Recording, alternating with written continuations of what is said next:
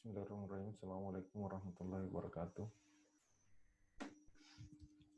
Pada pertemuan kali ini kita akan melanjutkan teori tentang rumus olah data pengukuran, yaitu rumus 17 dengan sampai di rumus 30.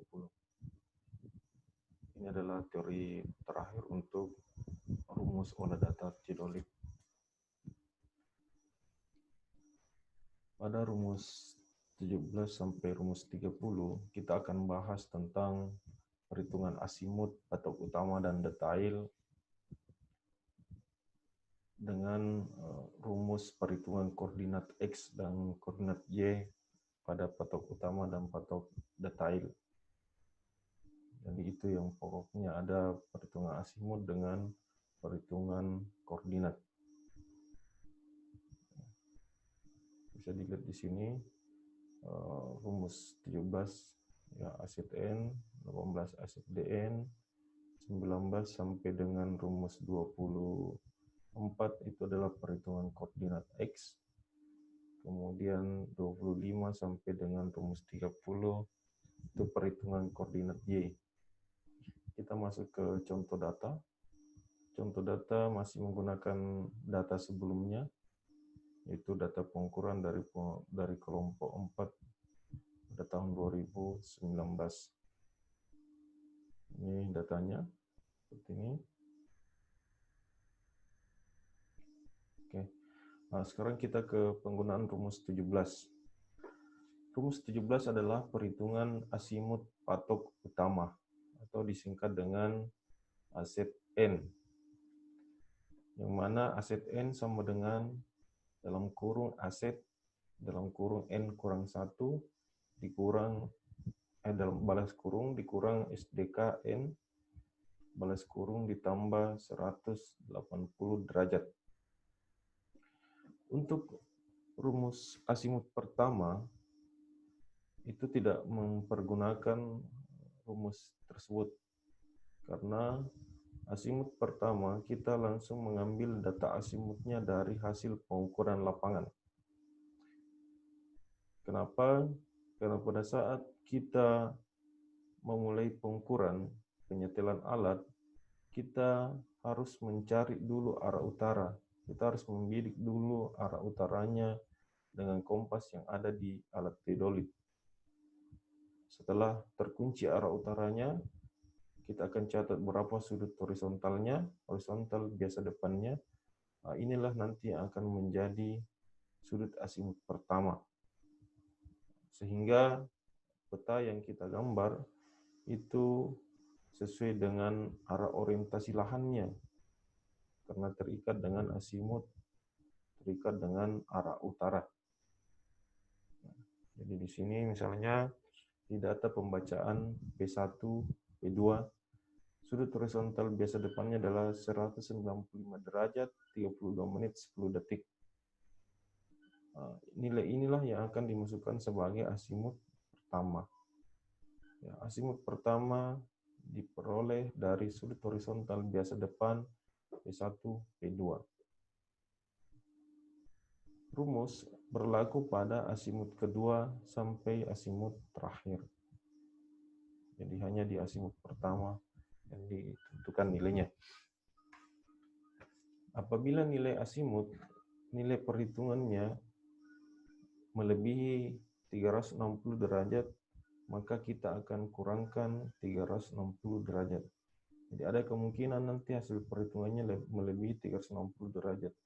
Karena tidak ada asimut, satu lingkaran itu hanya sudutnya 360 derajat, maka apabila nilainya lebih dari 360, maka kita harus kurangkan 360 derajat.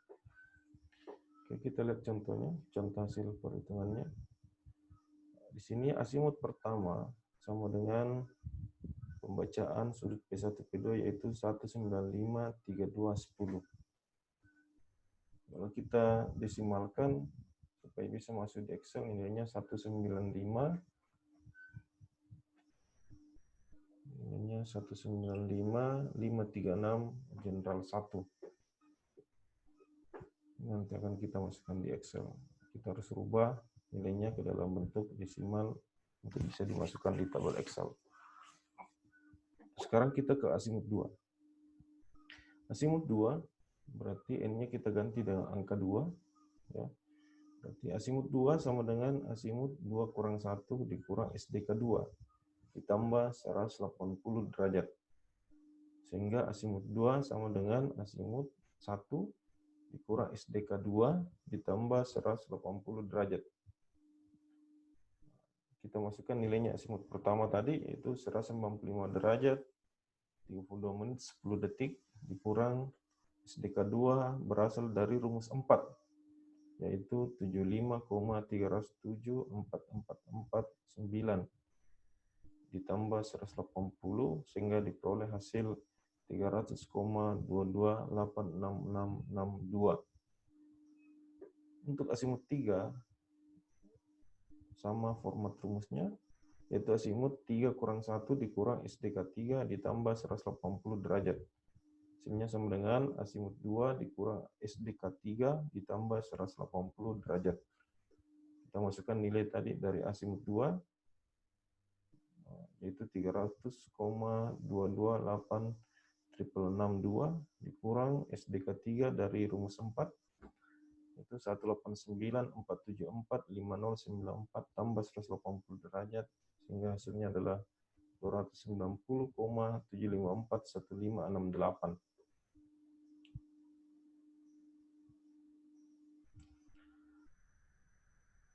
Selanjutnya kita lihat di contoh perhitungan yang lain. Di sini ada yang hasilnya lebih dari 360, yaitu 456,4675698. Sebenarnya nilainya ini dengan ini sama saja, ya, 456 dengan 96 sama saja. Kita ingin menyederhanakan, makanya 456 kita kurangkan dengan 360, sehingga diperoleh nilainya 96,4675698. Jadi apabila ada nilainya melebihi 360, maka kita harus kurangkan 360 derajat. Untuk kontrol rumus 17, yaitu asimut terakhir dikurang SDK 1 ditambah 180 derajat, itu nilainya harus sama kembali dengan asimut pertama. Asimut terakhir di sini dimaksud dalam perhitungan ini adalah asimut 9, karena patoknya ada 9. Jadi kalau patoknya 8, berarti asimut 8. Patoknya misalnya 15, berarti asimut 15. Dikurang dengan SDK 1. Di perhitungan di atas sebelumnya belum ada masuk nilai SDK 1, maka dia masuk di kontrol. Asimut terakhir dikurang SDK 1 ditambah 180 derajat sama dengan asimut pertama. Kita lihat asimut 9, 112,93456363 dikurang dengan SDK 1 dari rumus 4, yaitu 97,3984252 ditambah 180 derajat. Hasilnya sama dengan 195,536 general 1, atau 195 derajat 32 menit 10 detik. Nah, ini sudah sama kembali dengan nilai asimut pertama.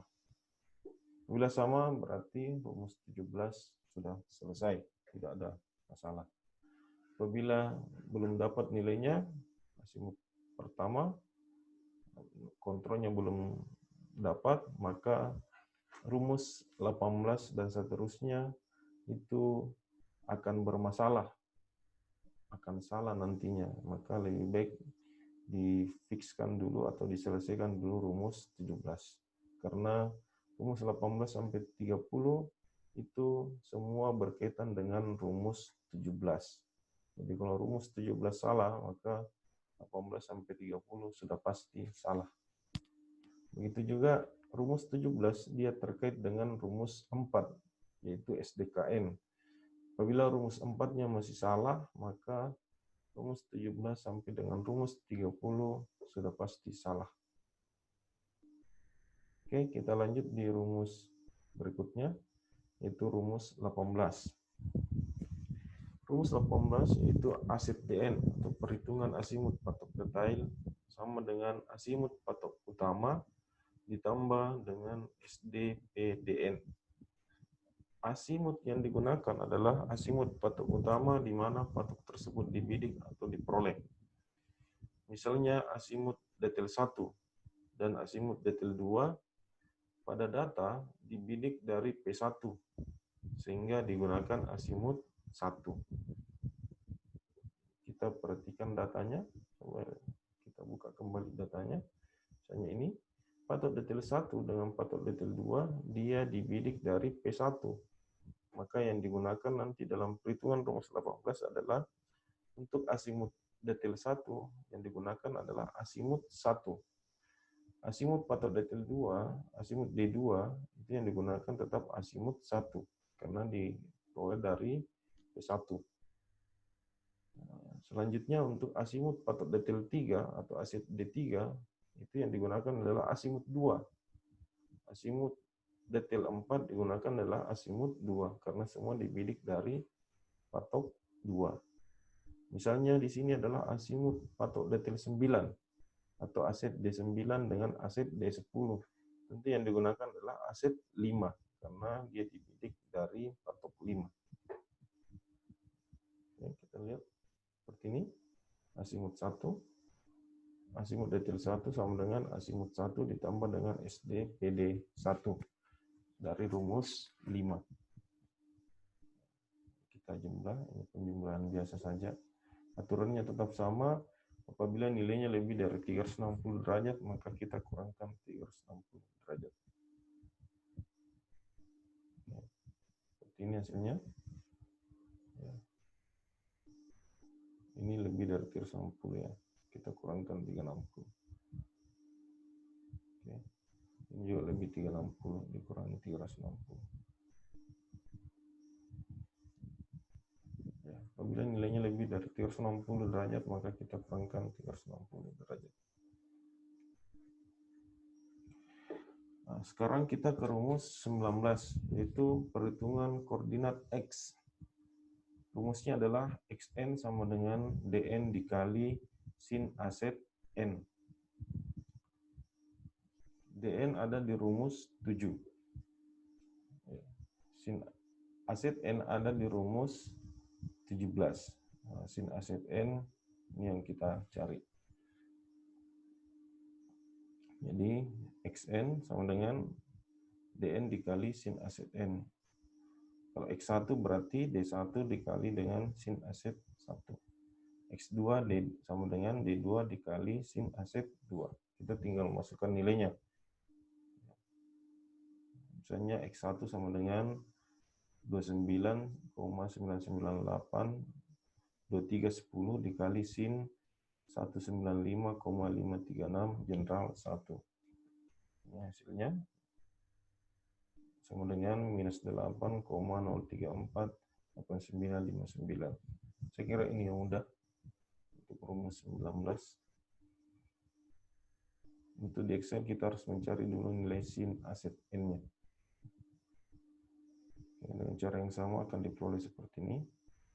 Nah, sekarang rumus 20, yaitu perhitungan faktor koreksi koordinat X, disingkat dengan FKX. FKX sama dengan sigma Xn dibagi dengan sigma mutlak Xn. Sigma Xn tadi dari rumus Xn itu dari rumus 17. Nah, di sini ada yang nilainya negatif, ada yang nilainya positif. Ini adalah total keseluruhannya. Jadi ini kita jumlah. Hasilnya adalah minus 0,2749340. Ini adalah sigma Xn-nya. Sementara sigma mutlak Xn semua tadi yang nilainya negatif kita positifkan. Jadi di sini semua nilainya positif dengan tetap nilai yang sama, hanya semuanya positif. Kita jumlah. Hasilnya adalah sigma mutlak Xn sama dengan 167,9628899. Sehingga FKS-nya adalah pembagian antara sigma Sn dibagi dengan sigma mutlak Sn, yaitu sama dengan minus 0,016369. Oke, lanjut di rumus 21. Rumus 21 yaitu perhitungan koreksi koordinat X atau disingkat dengan KXN. Rumusnya adalah KXN sama dengan FKX dikali dengan mutlak XN. Yaitu KX1 sama dengan FKX dikali dengan mutlak X1. Kalau KX2 sama dengan FKX dikali dengan X2 dan seterusnya. Rumusnya linear. Kita tinggal masukkan nilainya. Nilai FKX tadi adalah minus 0,0016369. Sehingga KX1 sama dengan minus 0,0016369 dikali 8,0348959, yaitu minus 0,0131521. Saya kira ini mudah untuk rumus 21. Sekarang kita ke rumus berikutnya.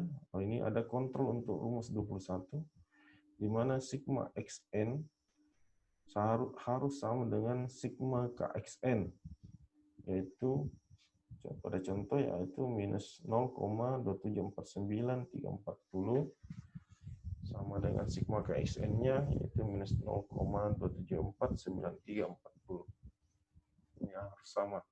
Bila tidak sama, maka kita tidak bisa melanjutkan di rumus 22 dan seterusnya. Sekarang kita ke rumus 22, yaitu perhitungan koordinat X terkoreksi, disingkat dengan XKN. XKN sama dengan XN dikurang KXN. Untuk XK1 sama dengan X1 dikurang KX1.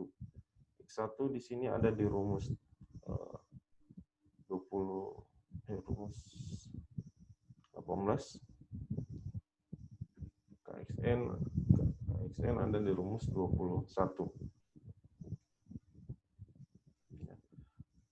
X1 itu ada di rumus 19.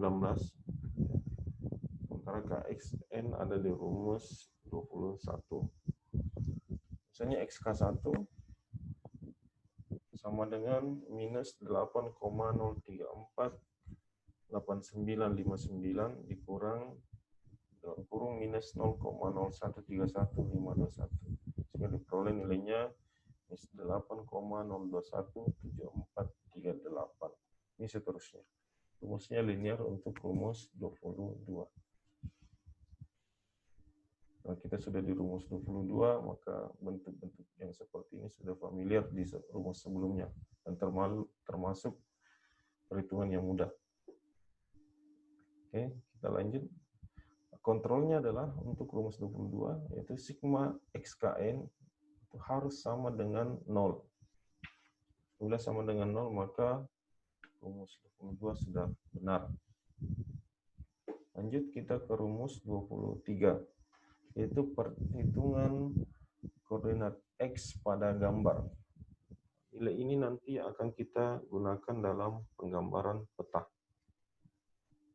Jadi tadi di rumus 19 ada perhitungan koordinat X.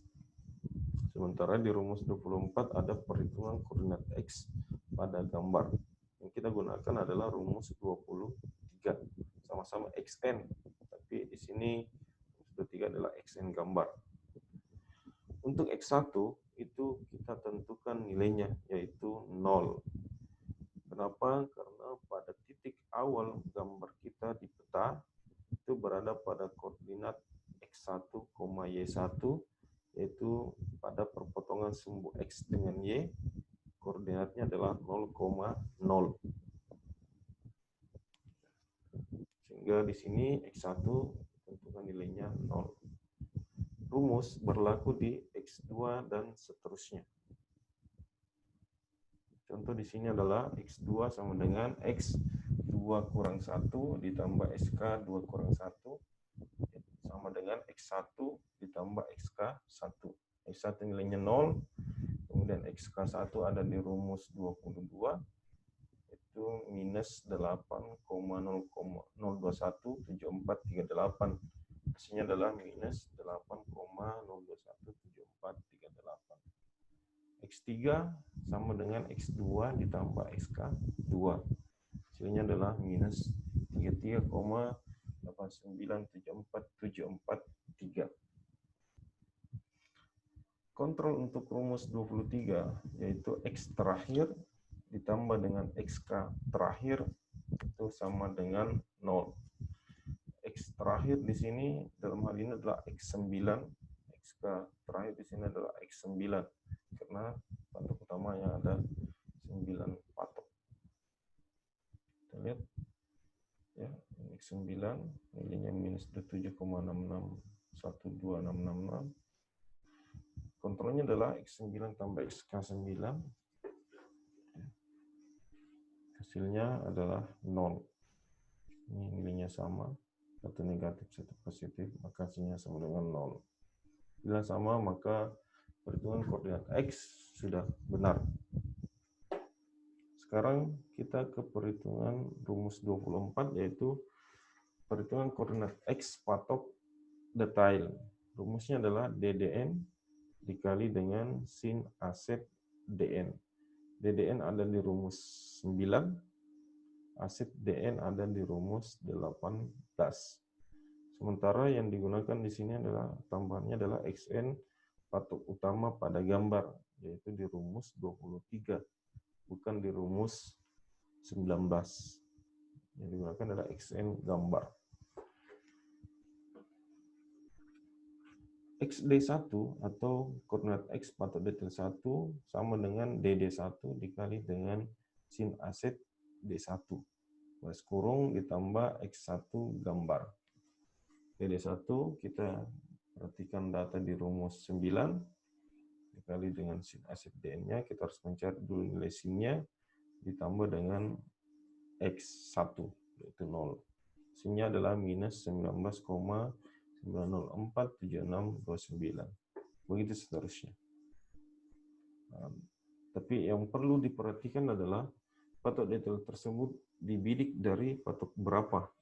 Misalnya patok detail 2, ini kasusnya sama dengan di rumus 18. Patok detail 2 itu dibidik dari patok 1, maka yang digunakan di sini adalah X1. Patok detail 3 itu dibidik dari patok 2, maka yang digunakan di perhitungan XD3 adalah X2. Patok detail 4 itu diperoleh atau dibidik dari patok 2, sehingga perhitungan XD4 menggunakan X2 pada gambar. Lebih seperti ini hasilnya. Ya. Patok detail aja ada 18, maka di sini juga ada 18. Untuk rumus 25-30, apabila sudah mampu mengerjakan rumus 19 sampai dengan rumus 24, maka bisa dipastikan sudah mampu juga mengerjakan rumus 25-30. Kenapa bisa? Demikian. Kita lihat perbedaannya. Rumus 19 sampai dengan rumus 24, pada perhitungan koordinat X patok utama, dia menggunakan sin aset N. Sementara di sini adalah rumus 25 sampai dengan rumus 30. Ini rumus 25, dia menggunakan cos aset N. Rumus yang lainnya itu sama.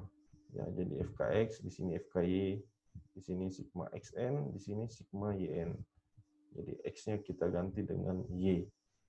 Berubah jadi Y. Untuk rumus 24, di sini menggunakan sin aset DN. Sementara koordinat Y detail dia menggunakan cos aset DN.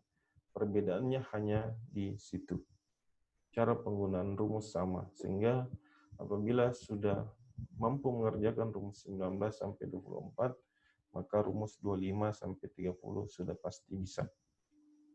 Jadi pada kesempatan ini saya hanya akan menjelaskan cara perhitungan dari rumus 17 sampai dengan rumus 24.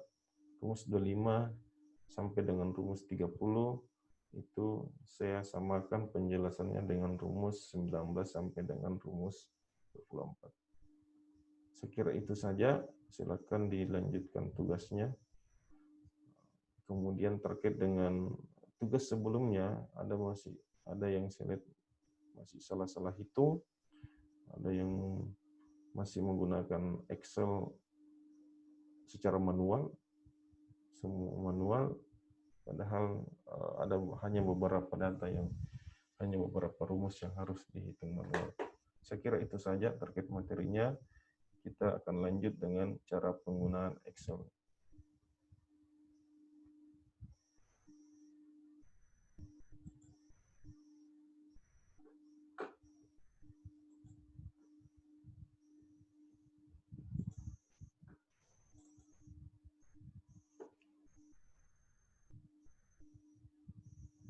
Sekian, Assalamualaikum warahmatullahi wabarakatuh.